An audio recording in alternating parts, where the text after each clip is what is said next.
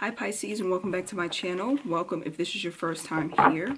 So this is going to be your love and spirituality reading for the rest of January, and this will be for Pisces sun, moon, rising, and Venus signs.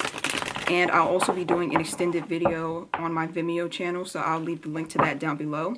And basically in the extended, we're going to be looking at your 2019 energy forecast. So basically what energies you can expect in 2019, some of the things that you should look forward to, and some of the things that you should avoid this year. So that would be in the description box down below.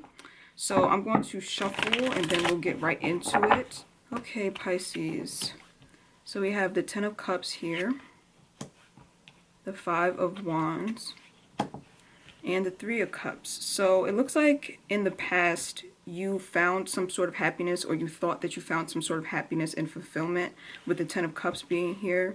I do feel like you could have came across someone or some people who you felt this very deep connection with, and you could have been planning on building a life with this person or with this people. Like this could talk about a romantic partnership, it could talk about a group of friends, but it just looks like whoever is involved in your life, or who was involved in your life, were people who were very important to you, who you felt like you related to and connected with, and who you felt like you could really build something long term with. And when I was shuffling on your energy earlier, I got the Sun card and I got the 10 of Pentacles as well. So this is a very similar energy. So basically, I feel like I'm picking up on a time in your life in the past where you felt very prosperous, or you really felt like you were going in the right direction and you were very happy with the connections that you were in, is what I am seeing. So that was the past. Let me pull to clarify each of these. Okay, so the person that you were dealing with could have possibly been an air sign, because the King of Swords is coming up here. I feel like this person is very intelligent, and they are very logical. Sometimes I'm getting with this energy that sometimes they can be a bit too logical. Like sometimes they don't know how to, be vulnerable, or they don't know how to be as sensitive as you would need them to be. But for some reason you still felt like this person made you happy, or that you could have an emotional connection with them that could last for a long time.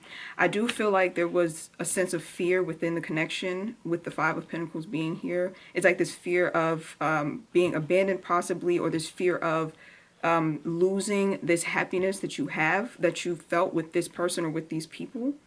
And because of this fear, it was kind of making you feel off balance. So it was like, even though things were going well and things were looking like they could make you happy in the long run, there was still this sense of imbalance, because you still have this fear that things are going to go wrong. And this could stem from, being abandoned in the past or being betrayed in the past. It's like this underlying fear that was residing right underneath that happiness. So you feel the happiness, but there's this sense of anxiety that comes with it, is what I'm seeing.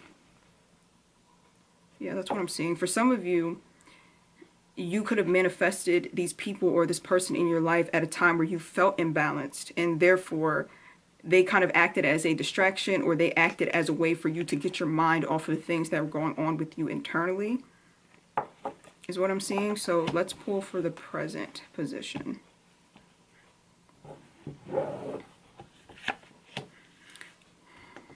Three of Swords, 8 of Swords, 8 of Pentacles in the reverse. Okay, so the 3 of Swords comes up right away underneath the King of Swords.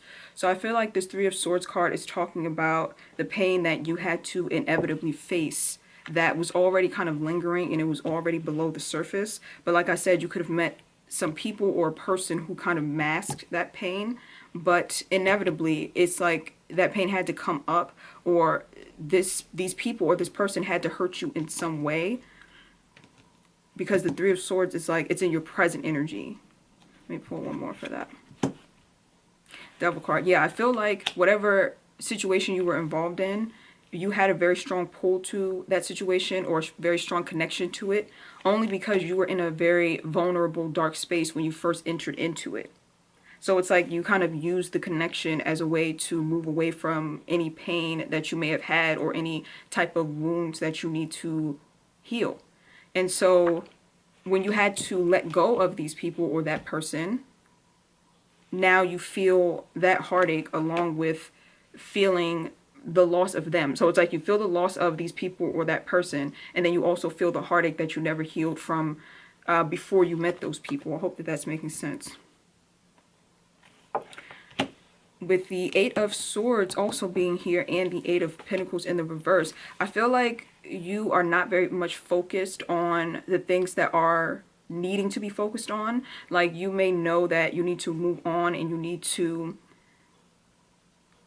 what am I hearing? It's like, you know that there's something that you're supposed to be focused on or supposed to be getting accomplished, but it looks like you can't really focus right now because your mind is really tied up in whatever that past situation is. I hope that this isn't confusing. Let me recap this. So it looks like for a lot of you Pisces, you had some sort of pain or some sort of wounding that you weren't really dealing with, and then you manifested a person or people into your life, and they brought out a bright spot in you, or they kind of brightened up your life because you were feeling so low and so just not really wanting to feel the pain of whatever you've been through. So you manifested these people and they helped you to distract you from the pain. But when someone has the ability to distract you from pain, sometimes you put a lot of power into their hands, because then it's like they control your happiness. Because then if they leave, then you still have to deal with that pain that you never dealt with. So you'll try to cling on to that person or those people.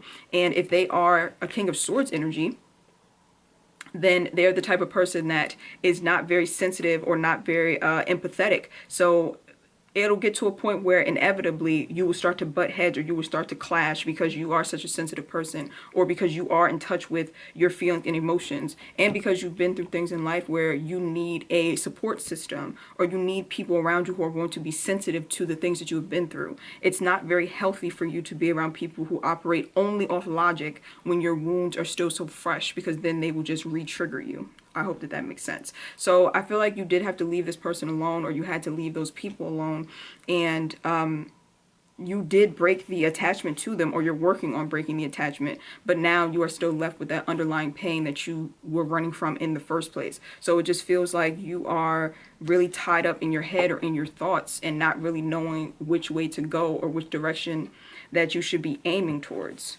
So I feel like with the Eight of Pentacles being here in the reverse, the best way to get out of this energy is to kind of force yourself to move forward. And I'm not saying that you should suppress your pain or act like it's not there, but sometimes you have to take all of your willpower and really grab hold of your thoughts, get grounded, and then really just focus on achieving or accomplishing the things that you know you need to accomplish. So if you're in school, it's like you just really forcing yourself and pushing yourself to go study. You know, if you've been wanting to get a new job, it's like pushing yourself to go and fill out those applications even when you don't want to. See what I'm saying? It's like this Eight of Swords energy is difficult to get out of because it's very like binding and confusing and constrictive. But if you look closely, the woman who is bound in the card, she's really not that bounded. Like, she's not really stuck. She's only stuck by her own thoughts and her own mental energy. So you have the power to really grab hold of your mental energy and turn it around. And I feel like that King of Swords person that you were dealing with,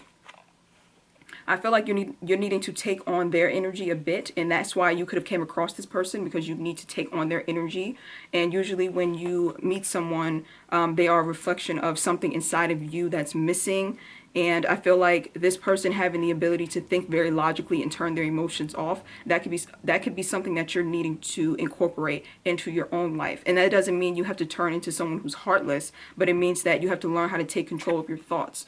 Because this King of Swords person, whoever this was, they are very good at, like I said, turning off their emotions and just taking hold of their thoughts. And you can see here that's a very different energy as opposed to being stuck. This person is in full control. So I feel like you're needing to gain control over your mental energy and really focus on things. Look at this. The Strength card comes up. Just like I was saying, taking all your willpower and your strength to pull yourself out of this trapped mindset. And it's not going to necessarily be easy, but it's definitely doable. With the Strength card coming up in the upright, that means that you have the strength and the willpower to get this done. You just have to really see it through and really take it day by day. Yeah, the Devil card and the Strength card. This Devil card is in the reverse and the Strength card is in the upright. So you're about to have a breakthrough for sure.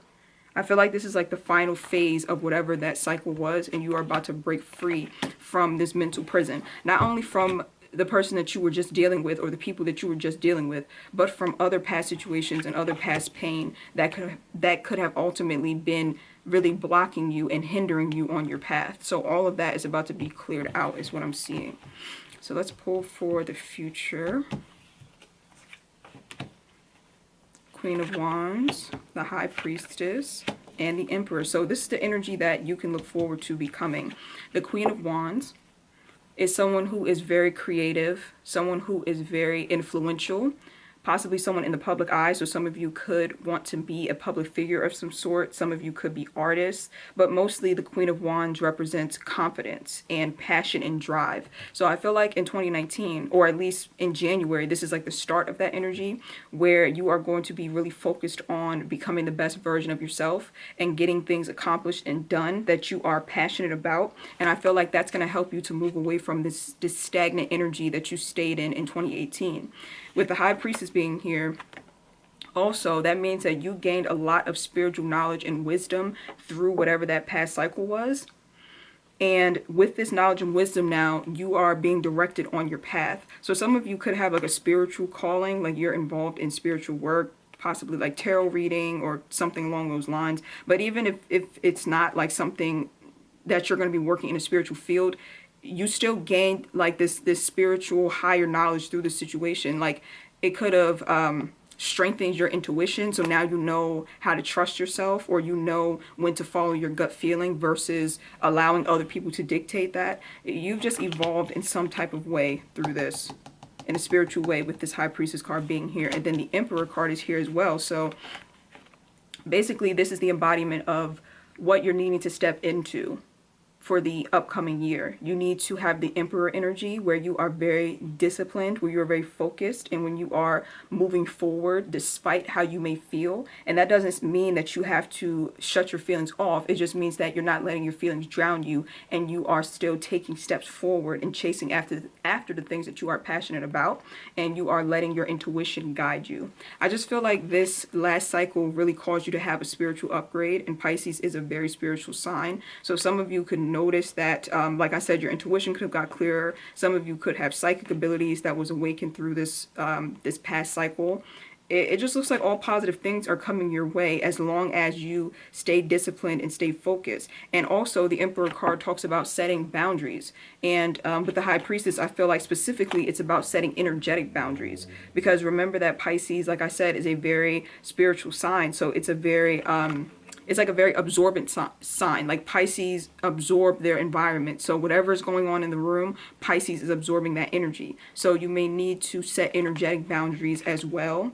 And you can do that by like carrying black stones, like black obsidian, black tourmaline, or just really doing white light meditation, or setting an intention before you enter any space where there's going to be a lot of people. It's like setting the intention that you are protected and that you will not absorb any of that energy. So usually I'll do like a quick prayer before I enter like a room full of people, just that my energy stays protected from whatever else is going on in my environment.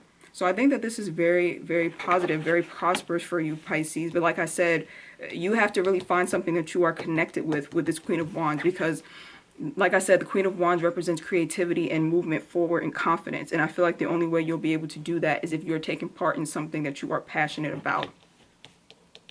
So I think that that is it. I'm going to leave the link to the extended down below, Pisces. I really hope that this was helpful, and I will see you guys over on Vimeo.